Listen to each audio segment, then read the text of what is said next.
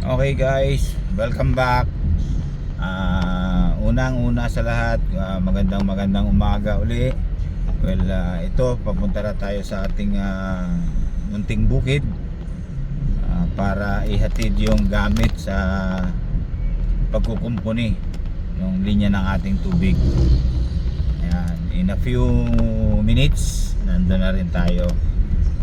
Ito binabagtas natin ngayon yung kahabaan ng National Highway dito sa actually papunta going ito tayo sa city proper, pero sa opposite nito ito yung papunta ng south ng Puerto Princesa at ng Palawan. Ito yung papunta ng City Hall ng Puerto Princesa. Napakaganda, napakalunti ang lugar. Sabi nga nila doon sa the City of God. Yeah. Sa akin nga sabi ko ito yung city in a forest. Diba? Dahil makikita natin yung palibot, luntian, maraming puno. Yan sa right side, hindi ko lang mapit yun, nandyan yung Balayong Park na ginawa ng Puerto Princesa Administration nung kay Byron. Nandyan yan. Diyan din makikita sa right side, a few meters away, sa akin nilalagyan natin yung ating City Hall. Yan. Yung kung makikita nyo dun sa may side na yon, yung may robot na yan, yan ang pipisat.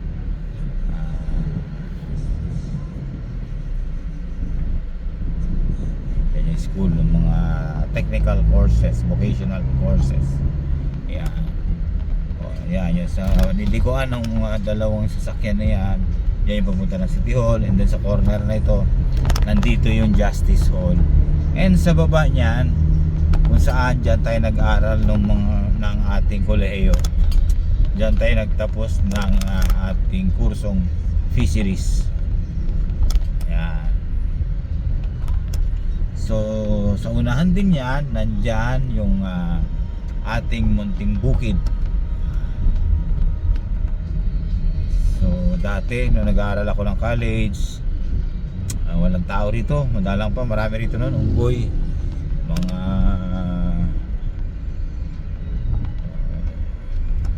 malungkot pa yung lugar, hindi pa siya established masyado.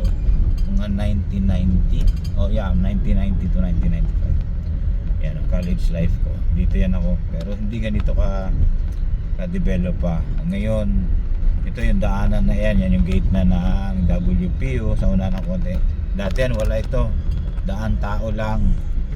Pag tag-ulan, hirap na kami ng magulang ko, ng mga kapatid ko, pumunta doon sa aming dinevelop na bukid. Kasi dati puro punong kahoy, malalaking kahoy. Ngayon sabi nga, kung may itinanim, may aanihin. Ayun. Yun yung magandang ginawa ng magulang ko.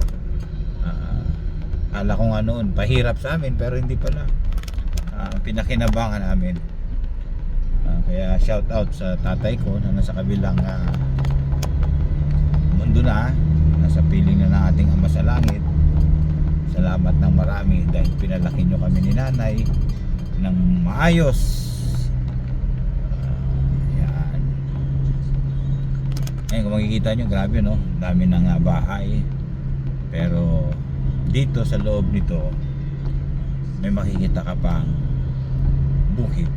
Yan yung tinatawag kong farm in the city, Farmville. Yan, kung may makikita kayong yellow lane na yon, nandun nasira yung metro natin, pinalipat natin doon. Ayan, yun sa kanto na yan. Yan. So ngayon, papasok na tayo sa ating munting bukirin. Ayan guys, ito ay bunga ng sipag at tiyaga ng aking mga magulang. Kasama na rin kami, no? Kasi yung elementary kami, sabi ko, sa halip naglalaro ako ng turumpo at saka pitsaw, dito ako pinagpipitsaw ng tatay ko, pinaghubukay kami para tamnan ng mangga. Dahil lang sabi niya sa amin, ito lang ang pag-aaral lang at ito ang pwede kong iwan sa inyo. Wala tayong yaman, pero sa pagsisikap ng ninyo, sabi niya, makakamtan nyo yung inaangad ninyo. Yan guys, eto, medyo napabayaan ko ito ng 3 buwan, kaya ganito, medyo masukal na, no? Pinapag-grass cut ko na si Brian. Yan. Nung maliliit kami, wala kaming ano, kami talaga nagdadamo, kami nag-aararo, pasan-pasan yung aning mais, mani, munggo. Ayun, ito yung blessing na natatanggap natin kapag tayo nagsumikap sa buhay. Hindi man marangya yung ating pamumuhay, pero sapat. Kaya kumain ng 3 beses isang araw, makamerienda rin ng 2 beses isang araw, at mabili yung mga pangunahing pangangailangan. Enjoy life, sabi nga. Yan, nakikita niya sa unahan, meron tayong ilang pirasong kambing. Yan, dito yan sila malimit sa may gate. Nakikita ba guys?